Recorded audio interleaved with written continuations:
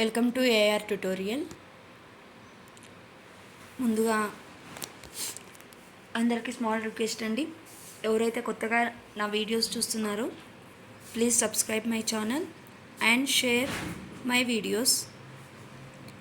Subscribers అందరికీ చిన్న request, please like and share my videos and support me.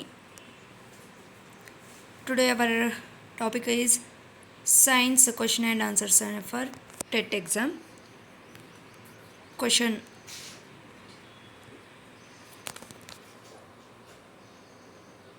ఈ కాలం తెలంగాణ నుండి శర్మిష్ఠ రాశి కనిపిస్తుంది. ఈ కాలంలో option 1 summer, option 2 rainy season, option 3 శీతాకాలం, ఆప్షన్ 4 గ్రీష్మ ఋతువు. మనకు శీతాకాలం వింటర్లో అండి తెలంగాణ నుండి శర్మిష్ఠ రాశి కనబడుతుంది. In English, the Cassiopeia constellation is visible from Telangana during this season. Which season? వింటర్లో మనకి కనబడుతుంది. Next question: Consider the following two statements about lenses placed in contact. ఒకదానికొకటి స్పర్శలో ఉంచబడిన కటకాల గురించి క్రింది రెండు వాక్యాలను పరిగణించండి. Statement 1: The resultant power of the lenses placed in contact is given by the algebraic sum of the individual powers. తెలుగులో: ఒకదానికొకటి స్పర్శలో ఉంచబడిన కటకాల ఫలిత సామర్థ్యం వాటి విడి సామర్థ్యాల బీజీయ మొత్తానికి సమానం. Statement 2: the resultant focal length of the lenses placed in contact is given by the algebraic some of the individual focal lens. ఒకదానికొకటి స్పర్శలో ఉంచబడిన కటకాల ఫలిత నాభ్యంతరం వాటి విడి నాభ్యంతరాల బీజీయ మొత్తానికి సమానం. ఇందులో సరైన సమాధానాన్ని ఎంచుకోండి అని ఇచ్చాడండి. 2 స్టేట్మెంట్స్ ఇచ్చేసి మనకి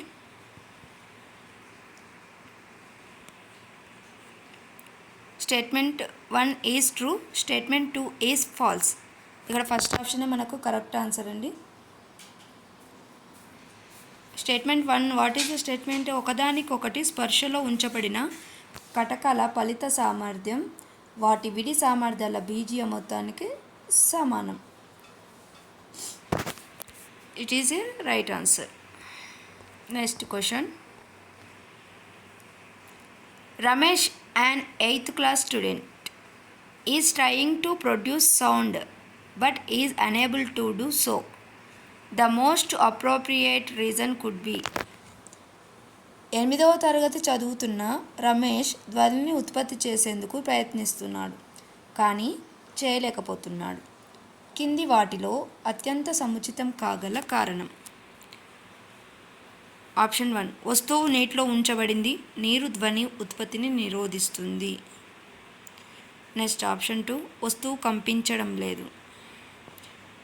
ఆప్షన్ 3: వస్తువు అధిక వేగంతో కదులుతున్నప్పుడు మాత్రమే ధ్వని ఉత్పత్తి అవుతుంది. ధ్వని శూన్యం గుండా ప్రయాణించగలదు. ఇందులో రైట్ ఆన్సర్ అండి. వస్తువు కనిపించడం లేదు. అక్కడ వస్తువే కనిపించడం లేదు. ఆ వస్తువును ఉపయోగించి ధ్వని ఎలా చేయగలుగుతారు? సో తను ధ్వని చేయలేకపోతున్నాడు. ఇక్కడ వస్తువు నీటిలో ఉంచబడింది, నీరు ధ్వని ఉత్పత్తిని నిరోధిస్తుంది. ఇవి రాంగ్ అండి. వస్తువు అధిక వేగంతో కదులుతున్నప్పుడు మాత్రమే ధ్వని ఉత్పత్తి అవుతుంది. వస్తువు అధిక వేగం అవసరం జస్ట్ కదిలిన వస్తువు కనిపించిన మనకి ధ్వని ఉత్పత్తి అవుతుంది. ధ్వని శూన్యం గుండా ప్రయాణించగలదు. ఇవేవి కావు. వస్తువు అనేది అక్కడ కనిపించడం లేదు, అసలు వైబ్రేట్ అవ్వడం లేదు. Object is not vibrating. Next question: In view of the value of specific heat of ice choose the correct answer. మంచు యొక్క విశిష్టోష్ణం విలువ దృష్ట్యా సరైన సమాధానాన్ని ఎంచుకోండి. In SI system of units 2100 joules per kg kelvins. In CGS system of units 0.50 calories per grams in Celsius. ఇక్కడ వచ్చేసి A, B రెండు కూడా కరెక్టేనండి. Option A and option B both are correct. ఇక్కడ నేను మంచు యొక్క విశిష్టోష్ణం బిఫోర్ షార్ట్స్లలో మన ఛానల్లో బిఫోర్ షార్ట్స్లలో నేను పదార్థము అండ్ విశిష్టోష్ణం యొక్క టేబుల్ అనేది షార్ట్స్లో పెట్టానండి. వీలైతే ఒక్కసారి షార్ట్స్లోకి వెళ్ళి ఆ షార్ట్ చూడండి. మీకు పదార్థము గురించి అండ్ విశిష్టోష్ణం గురించి క్లియర్గా ఒక క్లారిటీ వచ్చేస్తుంది.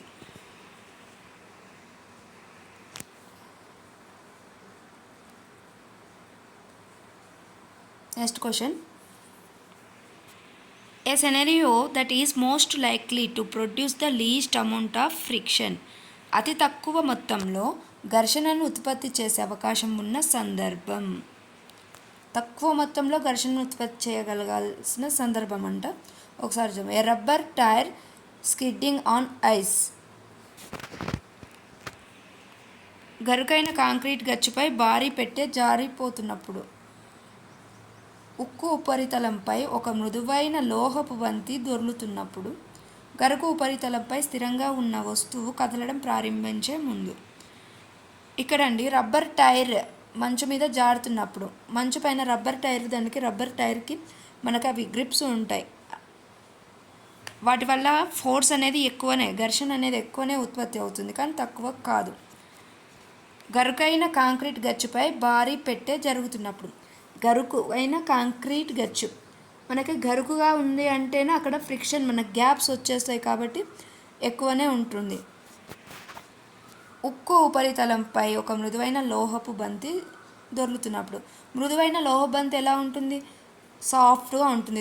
ఎలాంటి రఫ్నెస్ ఎక్కువ ఉంటేనే మనకు ఫోర్స్ ఎక్కువగా ఉంటుంది. So option 3 is a right answer. Next question.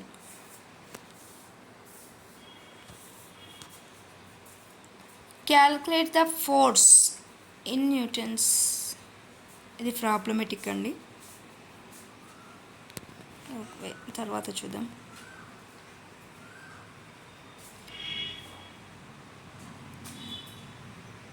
(2020) volts potential భేదం వద్ద 1 కిలోవాట్ విద్యుత్ శక్తిని వినియోగించుకునే ఇస్త్రీ పెట్టె వాడుతున్నప్పుడు ఈ క్రింది ఫ్యూజ్ రేటింగ్లలో అత్యంత వాంఛనీయం ఏది? For an electric iron that consumes 1 kilowatt of electrical power when operated at 220 volts, which of the following fuse rating is most desirable? First one 1 ampere, second one 2 ampere, third 3, fourth 5. So 5 amperes undalandi. It is a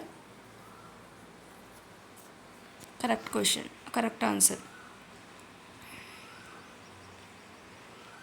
Full form of PCRA is, PCRA యొక్క పూర్తి రూపం petroleum conservation research association.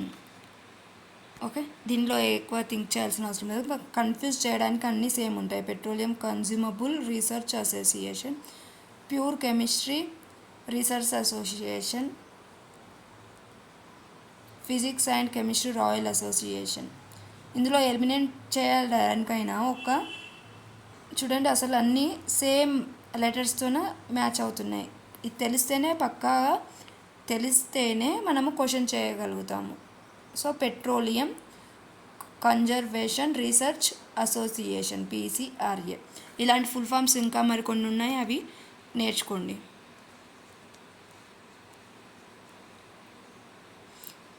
The chemical reaction used in black and white photography from the following. కింది వాటిలో నలుపు తెలుపు ఫోటోగ్రఫీలో ఉపయోగించబడే రసాయన చర్య. బ్లాక్ అండ్ వైట్ ఫొటోస్ మనకి ఇప్పుడు ప్రజెంట్ ఎవరం తీసుకోవట్లేదు. ఇంతకుముందు ఇవి బాగా మా చిన్నప్పుడు అయితే బాగా ఉండేవి. ఇప్పుడైతే ఆల్మోస్ట్ అంతా కలరే వాడుతున్నాము. ఓకే, అయితే మనకి అందులో కూడా రసాయన చర్య గురించి తెలుసుకుందాం. చీకట్లో సిల్వర్ హ్యాలైడ్లు సిల్వర్ ఆక్సైడ్గా ఆక్సీకరణం చెందడం రాంగ్. సిల్వర్ హ్యాలైడ్లు కాంతి సమక్షంలో సిల్వర్ లోహంగా క్షయకరణం చెందడం. It is a right answer. Reduction of silver halides to metallic silver in the presence of light. This is the correct answer.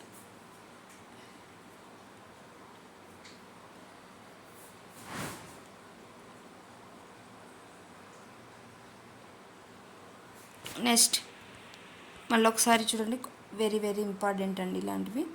Silver హ్యాలైడ్లు కాంతి సమక్షంలో సిల్వర్ లోహంగా క్షయకరణం చెందడం వల్ల మనకు బ్లాక్ అండ్ వైట్ గల రసాయన చర్య జరుగుతుంది. Next question. Atomic properties considered to prepare the long form of periodic table. విస్తృత ఆవర్తన పట్టిక తయారు చేయడంలో పరిగణలోకి తీసుకున్న పరమాణు ధర్మాలు. మూలకాల పరమాణు ద్రవ్యరాశి, మూలకాల పరమాణు సంఖ్య, మూలకాల ఎలక్ట్రాన్ విన్యాసం. Atomic mass of elements, atomic number of elements, electron configuration of elements. సరైనదేదో చూద్దామండి. బి అండ్ సి మాత్రమే. బి అండ్ సి మాత్రమే. మూలకాల పరమాణు సంఖ్య అండ్ మూలకాల ఎలక్ట్రాన్ విన్యాసం. మనకు అక్కడ ద్రవ్యరాశి అంటే వెయిట్, ఆటమిక్ టేబుల్లో మనకు వెయిట్ అనేది కన్సిడర్ చేయము కాబట్టి ఇది రాంగ్. ఎక్కడ చూసారా, పరమాణు సంఖ్య ఉంటుంది అండ్ ఎలక్ట్రానిక్ విన్యాసం ఉంటుంది. So B and C both are correct.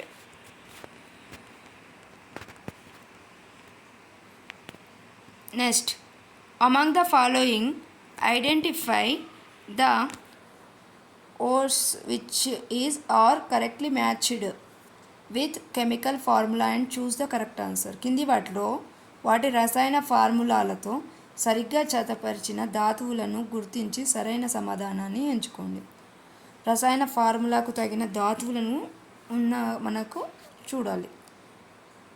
Galena Fe2O3, bauxite Al2O3 2H2O,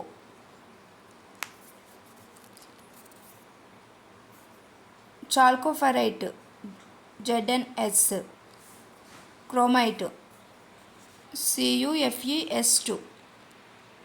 right answer is only B మాత్రమే. So B, what is the B? Bauxite Al2O3 2H2O, Al2O3 2H2O. ఇది ఒకటి కరెక్ట్గా ఉందండి, మిగిలిన అన్ని రాంగ్ పేర్స్. నెక్స్ట్, ఎముకలను కండరంతో కలిపే కణజాలాన్ని గుర్తించండి. Identify the tissue that connects bones with muscles. First option is right answer. స్నాయు బంధనం, టెండాన్. లింగమెంట్, నునుపు కండరం, పెట్రోబ్లాస్ట్. ఇవేవి కావండి, టెండన్, స్నాయు బంధనం. So next question. పెన్సిలిన్ యాంటీబయాటిక్ను కనుగొన్న శాస్త్రవేత్త ఎవరు? Who was the scientist to discover penicillin antibiotic? ఈ క్వశ్చన్ అందరికీ తెలుసండి, అలెగ్జాండర్ ఫ్లెమింగ్. Direct answer. ఇది easy question. Identify among the following the correct pair in which both the white blood cells are agranulocytic. కింది వాటిలో రెండు రేణురహిత అగ్రనులోసైటిక్ తెల్ల రక్త కణాల సరైన జతను గుర్తించండి. Lymphocytes and monocytes. ఈ రెండు కూడా తెల్ల రక్త కణాల జతలండి. లింపోసైట్స్ అన్న తెల్ల రక్త కణాలు, మోనోసైట్స్ అన్న తెల్ల రక్త కణాలే. So both are pair. Option 2.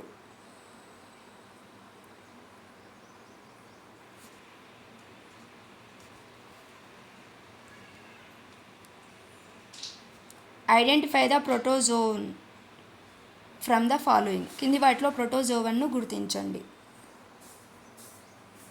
Cyclops wrong. Vorticella it is a protozoa. Option 2 is a right answer.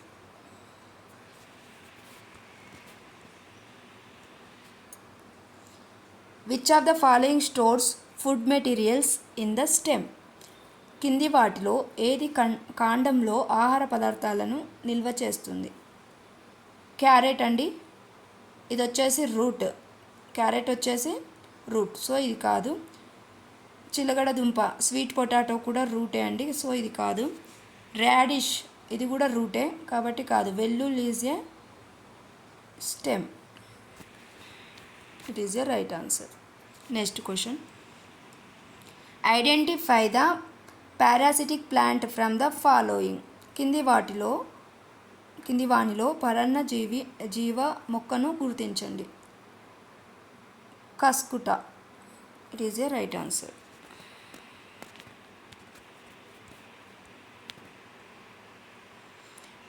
Identify the renewable energy resource from the following. కింది వానిలో పునరుద్ధరింపదగు ఇంధన వనరును గుర్తించండి. బొగ్గు అండి, బొగ్గు అది మళ్ళీ ఒకసారి యూజ్ అయ్యాక మళ్ళీ మనకు తిరిగి రాదు, so it is not renewable. Natural gas సహజ వాయువు, ఇది కూడా మనము సహజ వాయువు కూడా బయోగ్యాస్ అలాంటివి ఉంటాయి కదండి, ఇవి కూడా not renewable.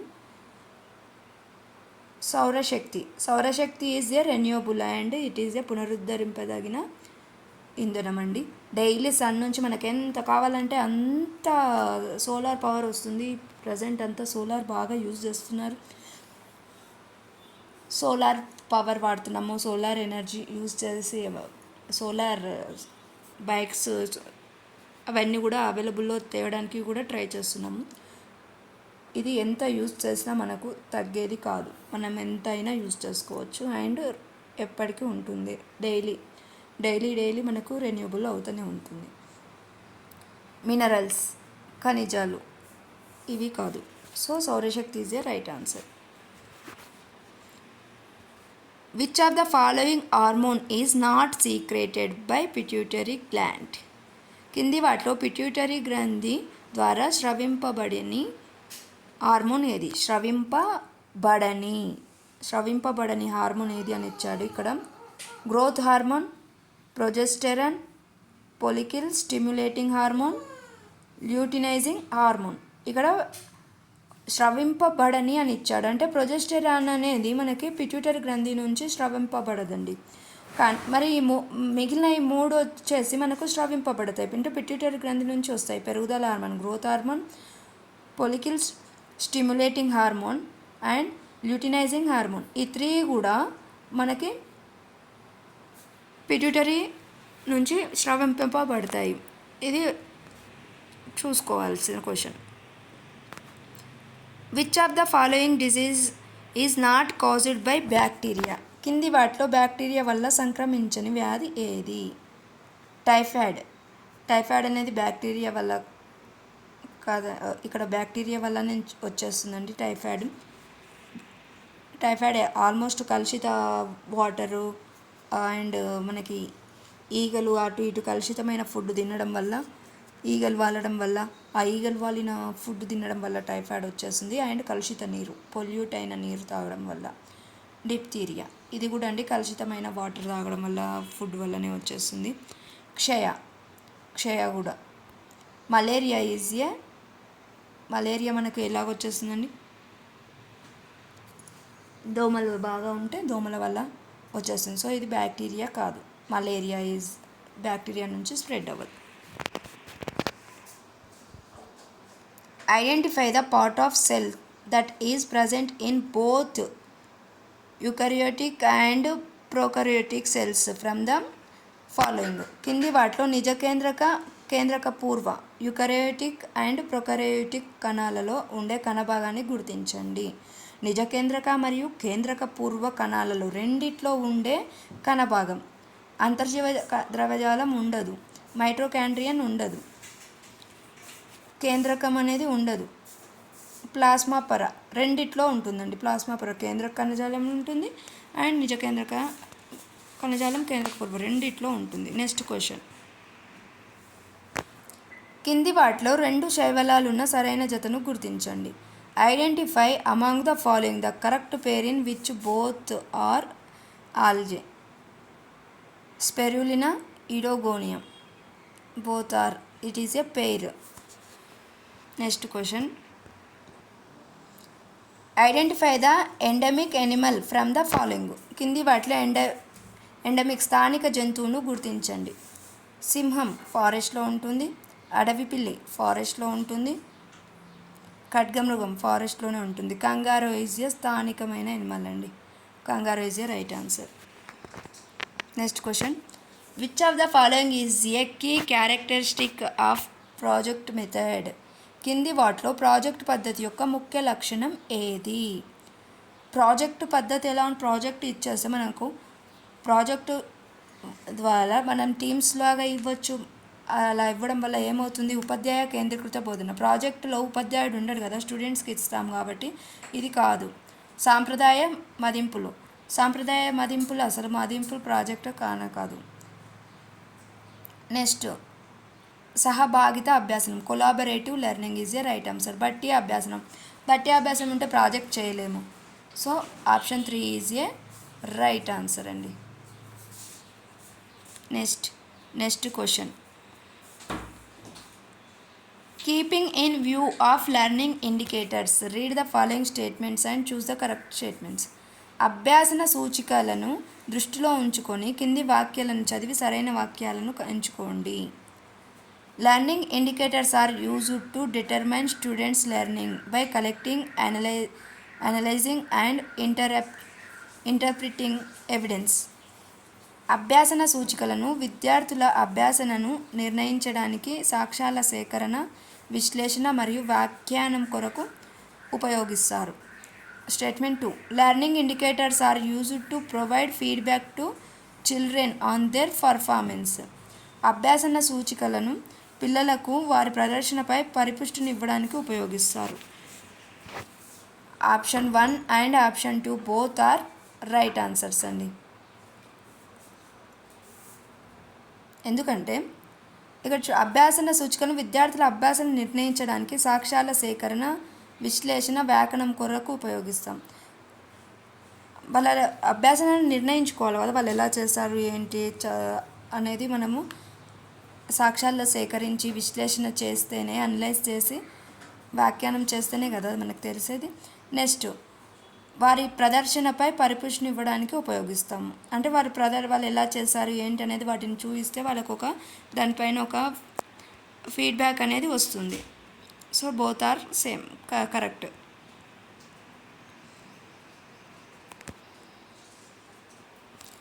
A science teacher uses a learning management system LMS to assign a virtual lab activity of students. Identify the benefit of using LMS for this purpose.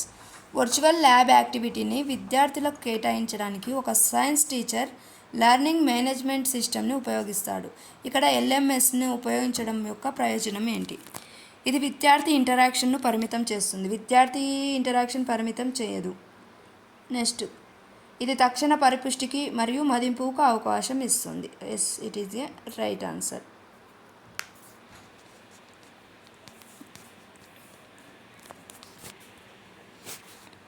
Next question, ఒక 9వ తరగతి గదిలో మైక్రోస్కోప్లో వివిధ వృక్ష కణాలు మరియు జంతు కణాలను పరిశీలించిన తర్వాత ఒక జీవశాస్త్ర ఉపాధ్యాయురాలు తన విద్యార్థులను సమూహాలుగా విభజించి వారు గమనించిన కణాల లక్షణాల గురించి ఒక నిర్ధారణకు రావడానికి సమూహాలలో చర్చించమని చెప్పింది.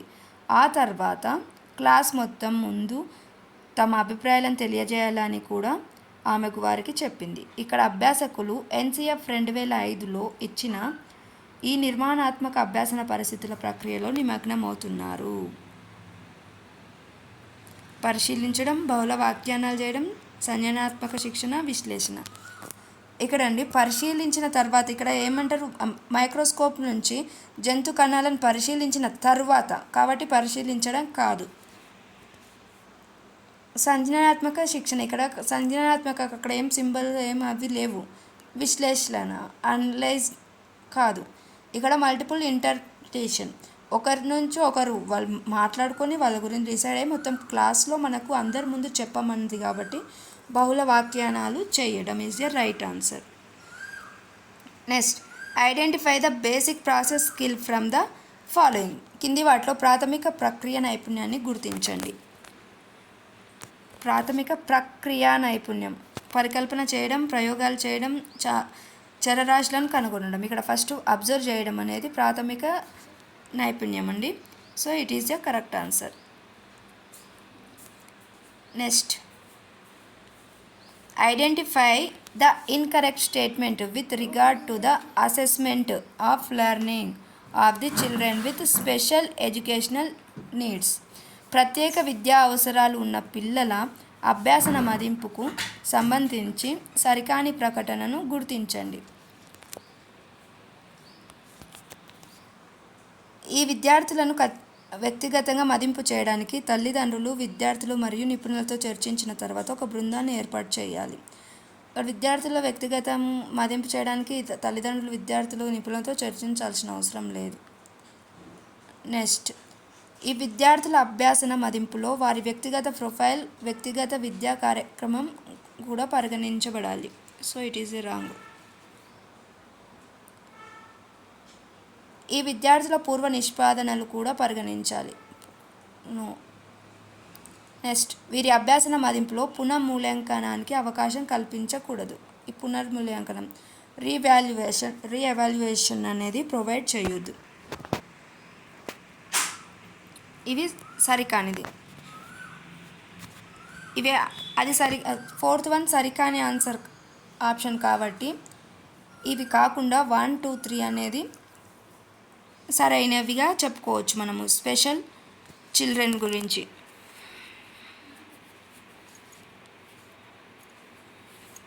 స్పెషల్ ఎడ్యుకేషనల్ నీడ్స్ అంటే స్పెషల్ ఎడ్యుకేషనల్ నీడ్స్లో ఏముంటాయండి? విద్యార్థుల వ్యక్తిగతంగా మదింపు చేయడానికి తల్లిదండ్రులను, విద్యార్థులను, నిపుణులతో చర్చించి ఒక బృందాన్ని ఏర్పాటు చేసుకోవాలి వాళ్ళ కోసం. నెక్స్ట్, విద్యార్థుల అభ్యాసన మదింపులో వారి వ్యక్తిగత ప్రొఫైల్ను, వ్యక్తిగత విద్యా కార్యక్రమం కూడా తీసుకోవాలి. వాళ్ళు ఎలాగ చదివేది, ఇంతకుముందు ఎలాగ వెళ్ళమన్నాయి అన్నవి. అండ్ పూర్వ నిష్పాదనలు కూడా తీసుకోవాలి. వాళ్ళకి ఇంతకుముందు ఎన్ని మార్క్స్ వచ్చాయి, ఎలా చదవగలిగారు, ఎన్ని మార్క్స్ తెచ్చుకోగలిగారు ఏంటి అనేది చూసి అది చేయాలి. ఇక్కడ వచ్చేసి మనకు ఫోర్త్ వన్ పునర్మూల్యాంకనానికి అవకాశం కల్పించకూడదు. అది తప్పు కాబట్టి కల్పించాలి అనేది కరెక్ట్ అవుతుంది. ఈ 4 గుర్తుపెట్టుకోండి. This is our science previous questions అండి. Thank you for watching and please subscribe my channel. Thank you one and all. Thank you so much.